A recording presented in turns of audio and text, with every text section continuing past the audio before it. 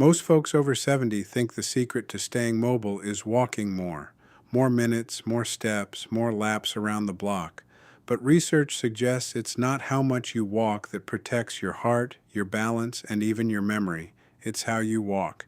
And there's a 5-minute technique that may do more for you than an hour of slow shuffling. Stay with me, because the single most important part of this, the part most seniors get completely backward, comes near the end. And I don't want you to miss it. I'm not a doctor, and nothing I share today is a diagnosis or a prescription.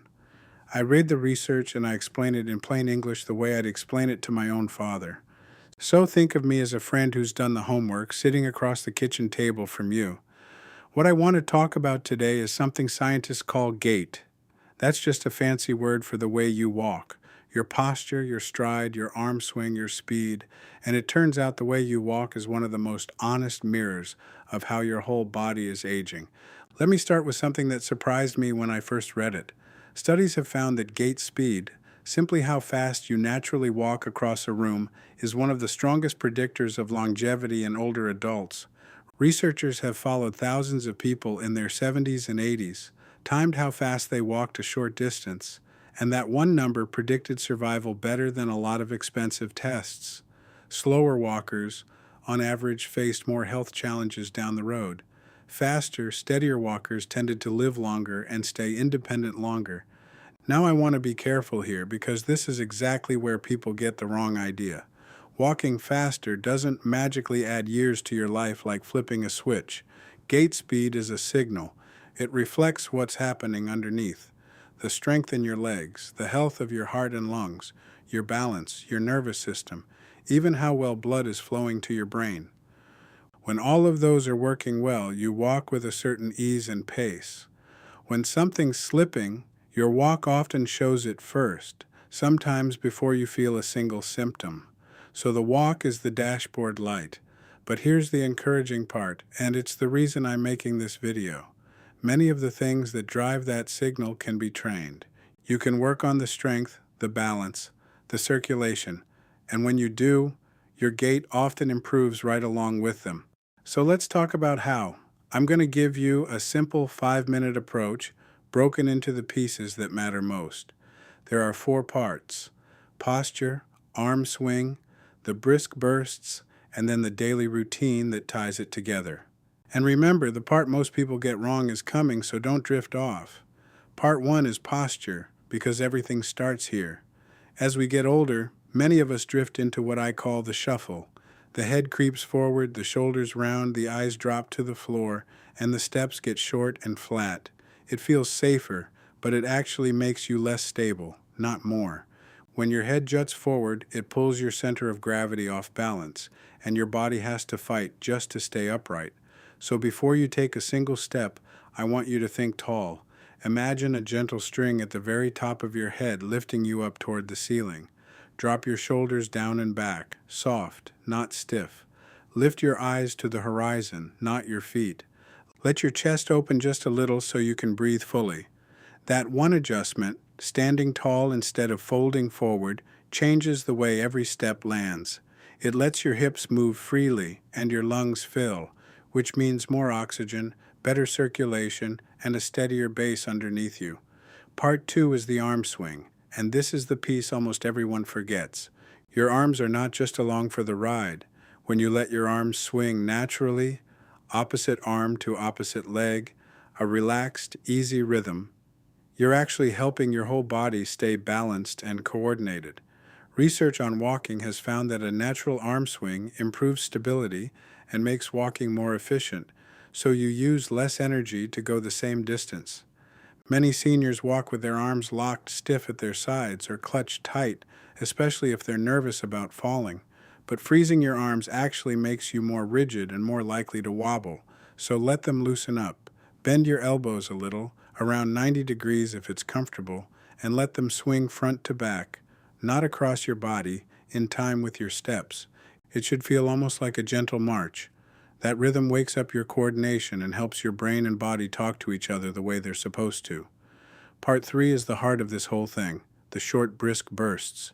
This is where the magic happens. and it's based on an idea researchers call interval walking. Instead of plodding along at one slow, steady pace the whole time, you alternate. You walk at a comfortable, easy pace for a stretch, and then you pick it up. You walk briskly, with purpose, a little faster than feels normal, for a short burst.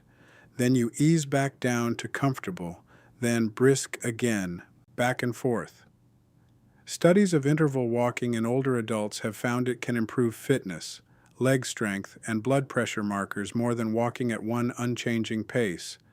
And you don't have to do it for very long to start seeing benefits. Here's how I'd map it onto 5 minutes, and please go at your own level. Start with 1 full minute of easy, comfortable walking, standing tall, arm swinging. That's your warm-up. Then for the next 3 minutes, you alternate. 30 seconds brisk, where you're walking with real purpose and breathing a bit harder, then 30 seconds back to easy. Brisk, easy, brisk, easy. When I say brisk, I mean a pace where you could still talk, but you wouldn't want to sing. You feel it, but you're not gasping. Then finish with 1 minute of easy walking to cool down. That's it.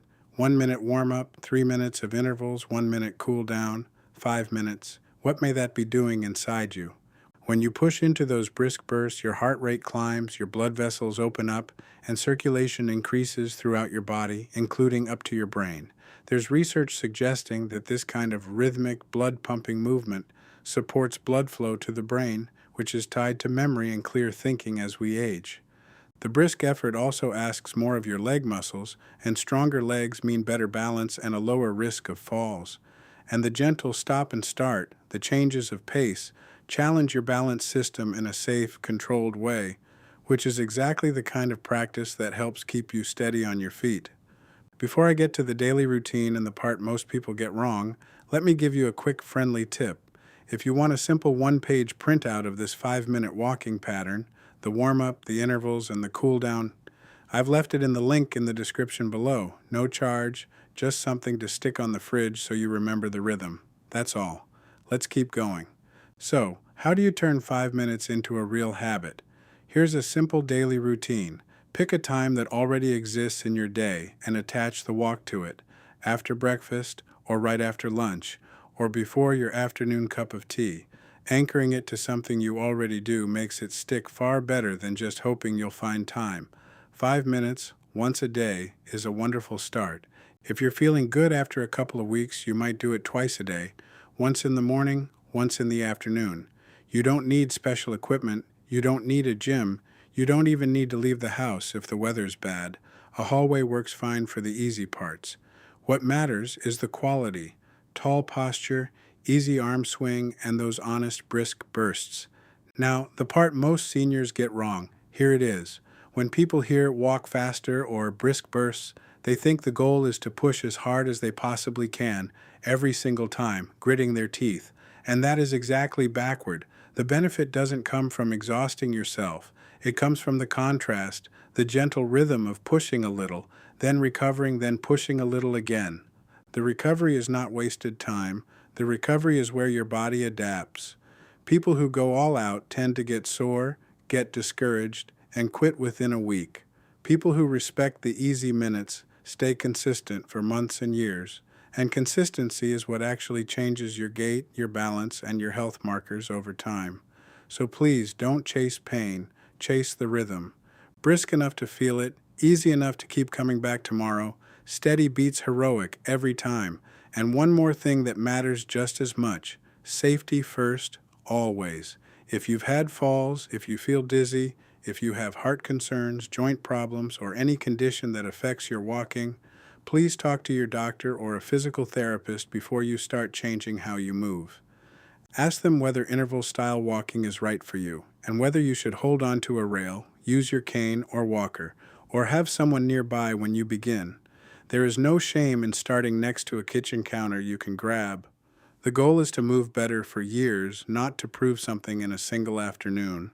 And if you take medications for blood pressure or blood sugar, ask your doctor or pharmacist how exercise might affect you. For some people, it can change how those numbers behave, and never stop or change a medication on your own. Let me bring this all together because I want you to walk away with something you can actually use today. The way you walk is a window into your whole health, and gait speed is one of the most honest predictors of how well you'll age. But it's not just a verdict. It's something you can work on. Stand tall with that string lifting the top of your head. Let your arms swing free and easy in rhythm. Add those short, brisk bursts, 30 seconds at a time, with gentle recovery in between. Warm up for a minute, intervals for 3, cool down for 1.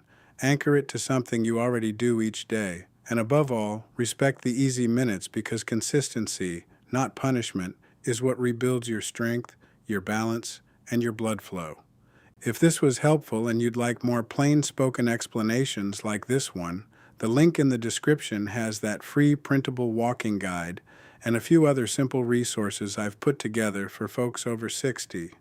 Take a look when you have a quiet moment. I want to leave you with this.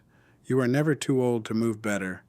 Research keeps showing that the body responds to gentle, consistent effort at every age, even in our 70s, 80s, and beyond.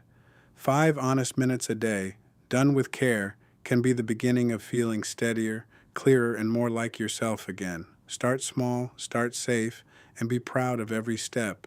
Now remember, friend, everything I've shared today is general information drawn from research, and it is not medical advice. It's not a diagnosis, and it's not a substitute for your own doctor, who knows your history and your medications. So please, talk with your doctor or your pharmacist before you make changes, and let them help you do this safely. Thank you for spending these minutes with me. Take good care of yourself, keep standing tall, and I'll see you in the next one.